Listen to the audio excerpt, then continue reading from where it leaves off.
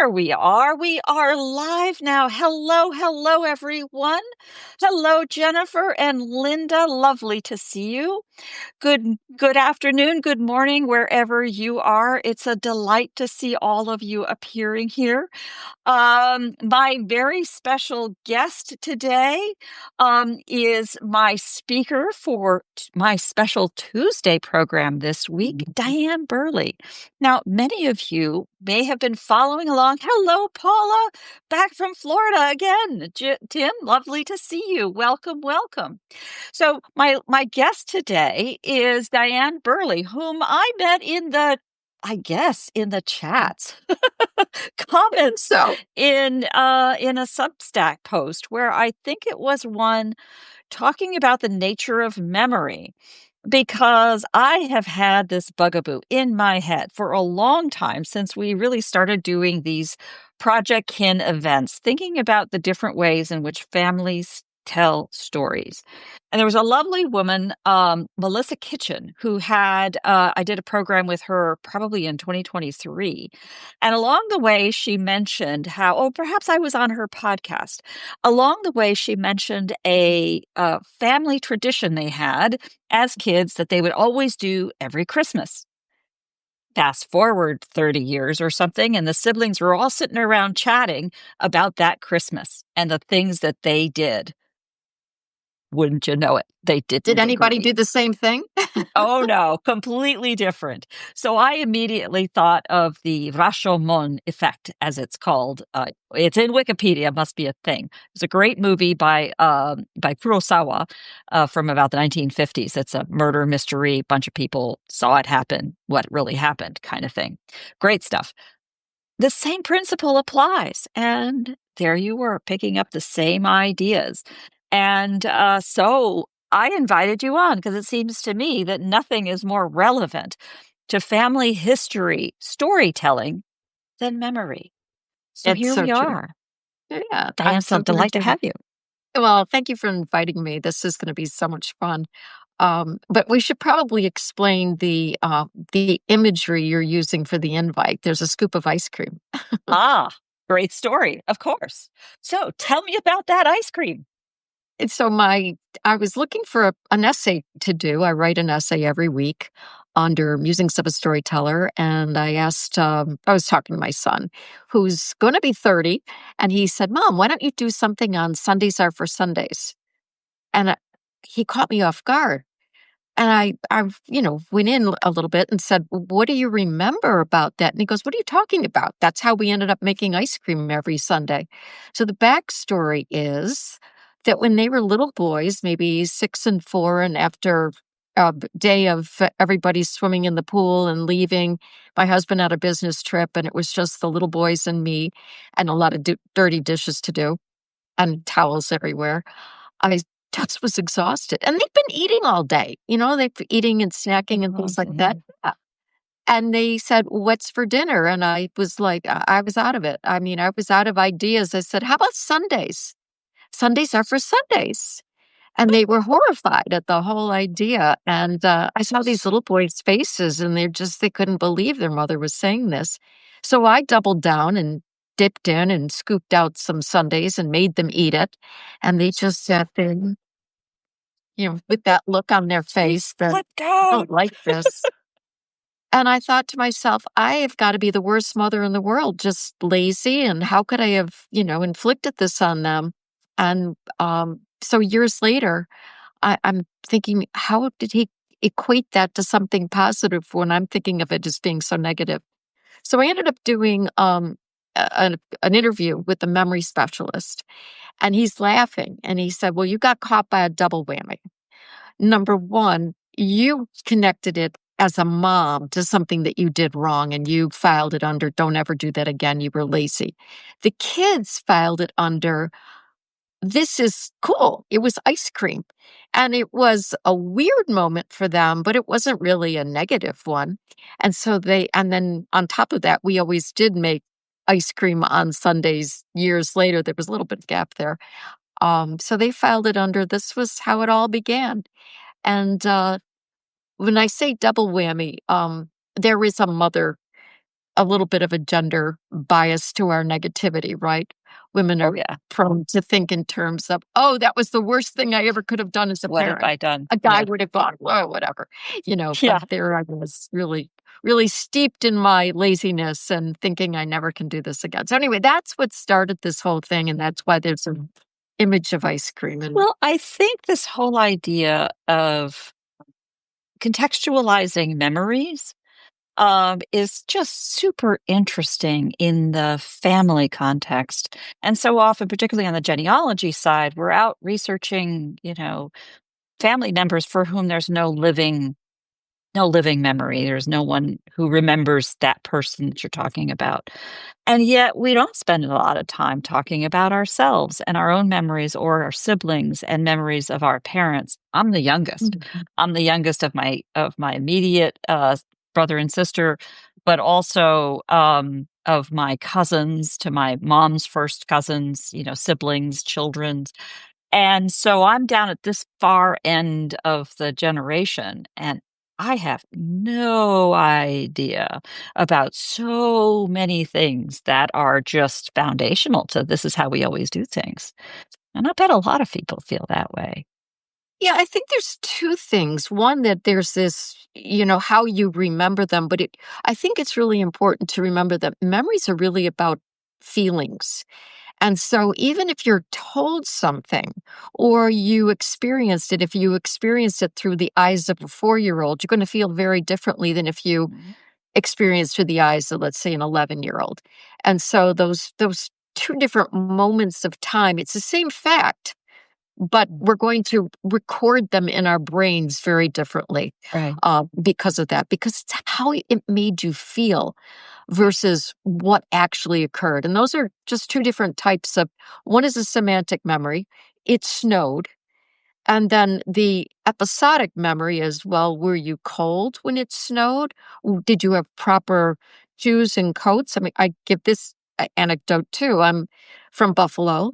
I grew up in Buffalo. There was snow and there was sledding and hot chocolate and, lots of really great memories around snow. So when people say, Buffalo, it's terrible, the weather's horrible, you're like, that's not how I remember it. But if you were a college student from Long Island going to school in Buffalo, and you've got to schlep to classes, and the bus comes by and spews all that dirty, gunky snow all over you, you're going to think it's the worst, time of your life. So again, episodic memories are going to be very, very different. The fact is, it snowed. The feeling is what changes what the memory actually is. And that feeling can be very, very different between five different people who felt the same experience, right? Exactly. And you touched on the fact that as storytellers and genealogists, we tell stories and we see what resonates with our audience. Yeah. And so there's some exaggerations at play. And especially family lore, right? As you're passing down a story, you had a storyteller before you, maybe for 50 years, they've been passing down the same story. Was that story accurate? Or did they play to their audience and play up something that now became a fact? And that's what we really, as genealogists, as family historians, we really have to look at was how much truth is there in this lore that was passed down. So that's a Yeah. really fun exercise too. Lovely to see you joining Julianne, Mary, and Andrew, I believe, at Family Histories podcast. Lovely to see you joining us. And of course, Dr. Mary Marshall, who has so many fascinating tidbits of family history that interweave into some extraordinary periods of American history as well. And in fact, I think that if you start to peel back the layers, for a lot of us, whether it's our own experiences through traumatic, difficult, stressful times, or that of our parents or grandparents living through depression era or wars or immigrations, migrations of various kinds. These are times that bring such terrible stress to families. And thank you for joining us so late at night. We'll keep it down. Thank you, Andrew. Hello, Shelley. Welcome. These kinds of things I think are fascinating within families. I was reading some of the posts earlier today about people talking. Oh, it was Lori's talking about uh, memories from grandparents, the opportunity to talk to grandparents about something they recall. For starters, meeting my my uncle's grandchildren who are now adults is a little humbling to realize, wait a minute, age age fear right there. But they, did they have a chance to talk to their grandparent? I didn't have the chance to get to know any of my grandparents, which is really, as I get into this, really a heartbreak for me that I didn't really appreciate before. On the other hand, I have had the opportunity to spend time with my great aunt, my grandmother's little sister. And my daughter now has time with her daughter, which is such a joy. Those bonds, whether they are directly familial or extended, that elder's perspective and memories. How would you encourage people to explore those memories? If I'm assuming the person is still alive Yeah, and having spending questions. time with an elder Oh, and it's a great encouraging those memories. it's a really great question. I lost my mom in '86, so that's quite a long time ago. We're a really big family, but they all live far away, so we really didn't have much to do with them. Once she passed, and I'm now a young adult living in New York City, those ties just fragmented.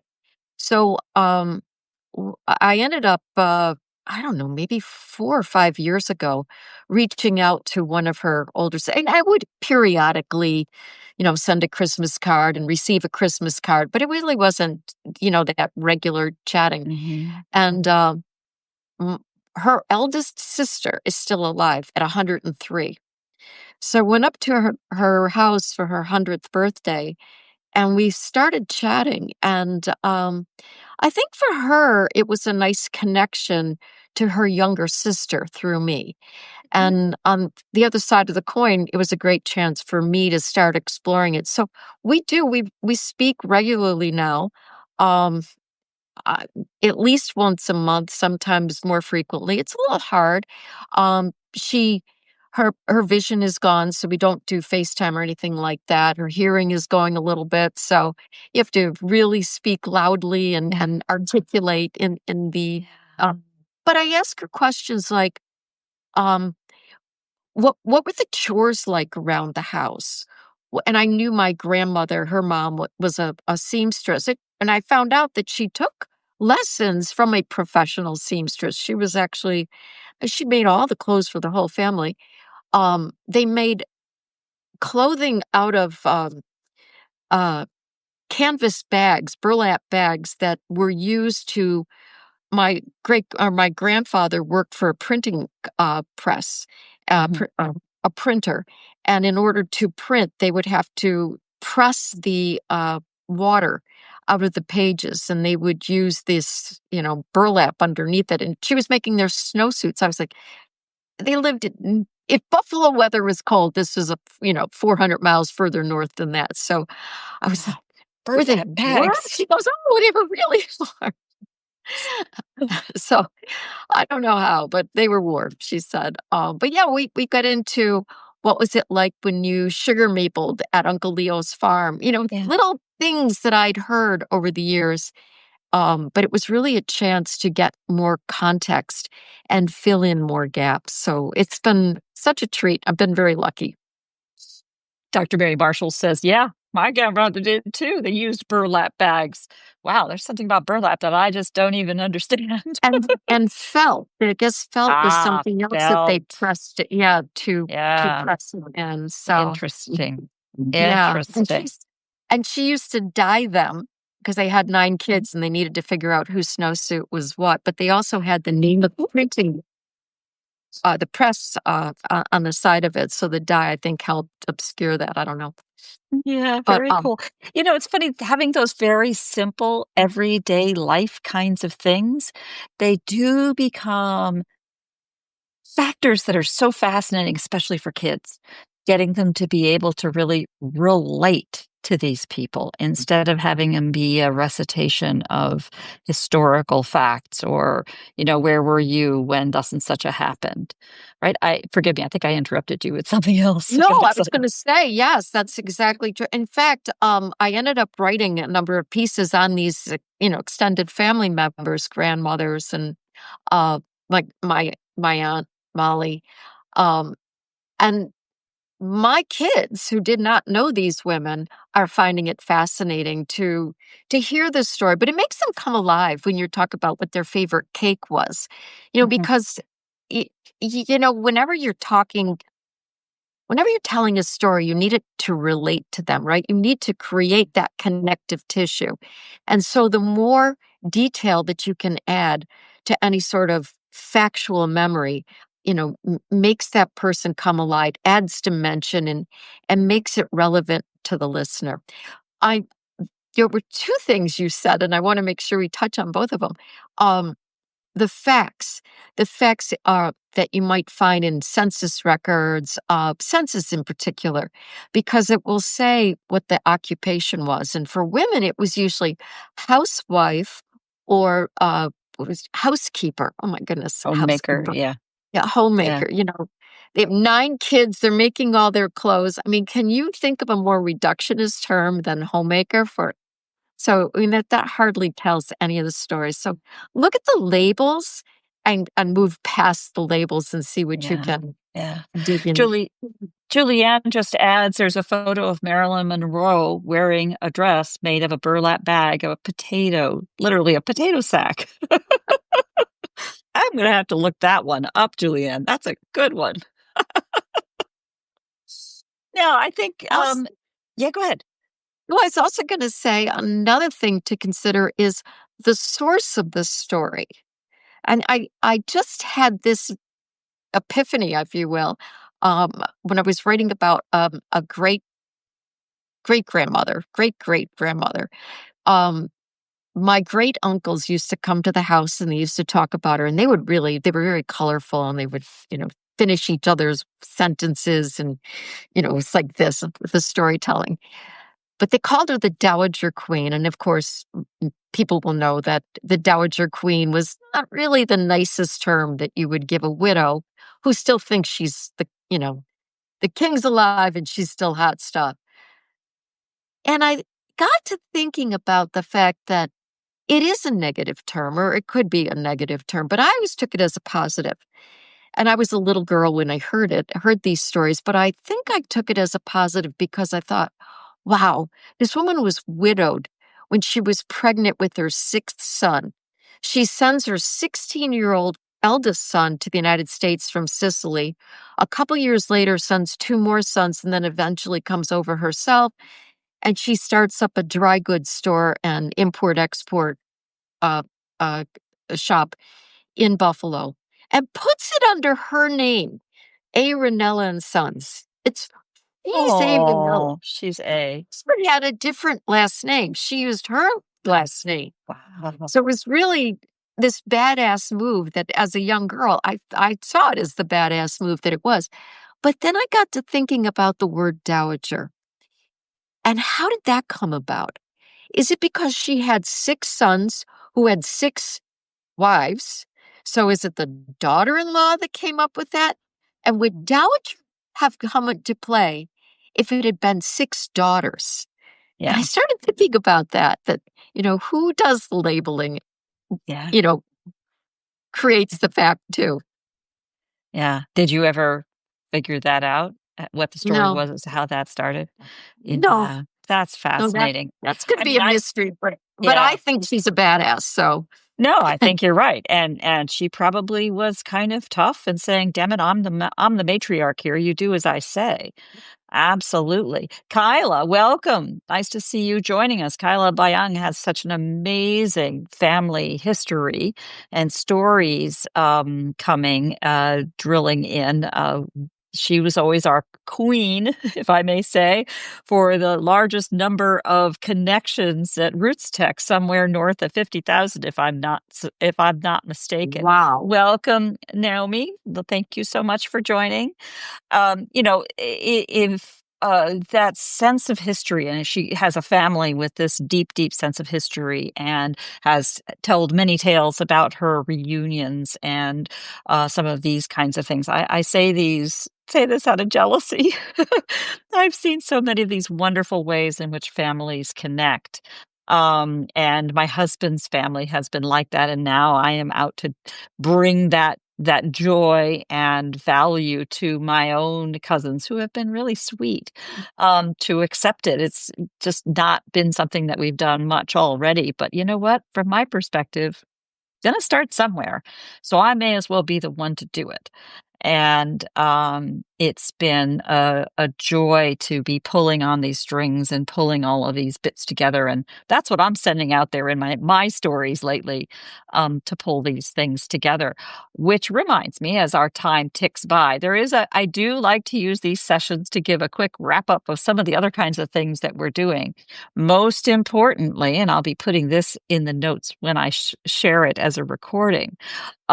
You, Diane, are going to be in our session on Tuesday morning, I think, right? 10 a.m. Pacific, 1 p.m. Eastern, and which puts that into the early evening for you, Andrew, and anyone else chiming in from the UK. I think that's 6 p.m. BST, and it's the middle of the night in Australia, New Zealand. Shh, stay in bed. Don't worry. We'll record it and circulate it again. That's what we do. We try very hard to make sure the world gets some sleep. Um, but we also have a new series that is coming up in August, that will be starting soon with our Speakers Corner that is accepting names. And I just came up with another idea last week that I posted about on Saturday, relating to what I'm calling Stories 250. And these are stories related to our American Declaration of Independence, but events and things that were surrounding that. So instead of just celebrating the stories of American patriots, there was a lot going on at the time. And yes, of course, those stories are interesting, but there's also the larger side, the stories of the loyalists, the stories from the other side of the pond, the stories we already have people volunteering, and our August and September are already filled to be doing this. And most of all, I'm excited about taking this idea of multiple stories from everywhere that are relating to, I'll have some tight bounds of time, but to go ahead and put them onto a timeline so we can see each other's stories as they all start to fit together. And frankly, that's giving us a chance to get to know each other, but also encouraging each other in the research to see where our family members are. And that's by using the phrase Stories 250, which is kind of a weird combination of things, America 250 and Declaration 250 and all these kinds of things you're seeing everywhere. But Stories 250, not so much. At least I didn't see it. So if you should give us a little SEO juice together with Substack. It's not a hashtag. It kind of works that way though. And my secret plan. But also, I'll do that for everybody that is there. Naomi, welcome. You have ancestors that fought in the Revolutionary War. That's exactly what I'm talking about. So there's an article that I just dropped on Saturday that talks a little bit about that. And as with most of these projects I do for Projectkin, please understand, I'm making it up. So if you see something that I might have overlooked, please just let me know. I'll fix it. And sometimes, well, there's a few things I've done that I just pretend don't happen. There was a Substack live that was a fail back in January, and I just skipped a day. It didn't happen. That's what happens when Wi-Fi doesn't work. I've been fortunate. I have some members of some thread in our family tree that probably goes back to the Revolutionary War. So I'm going to have to dig into that. But again, it's just so hard to find the facts around that Right. because And the stories have not been passed down. right. And sometimes the stories of the heroes are passed, but not the stories of everybody else.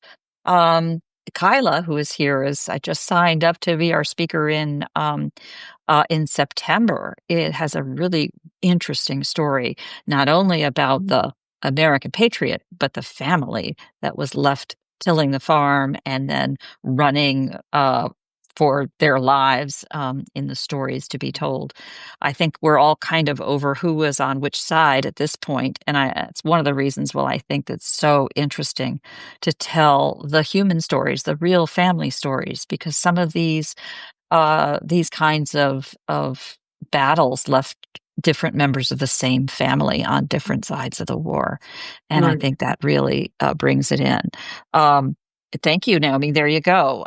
There are stories everywhere, and I'm thrilled that our audience is everywhere from the actually the midnight sun up in Sweden out to Western Australia and even Hong Kong now, as our English speaking audience comes together with a shared culture, shared experiences, and frankly, a lot of shared colonialism that we can learn from each other in and tell that larger story.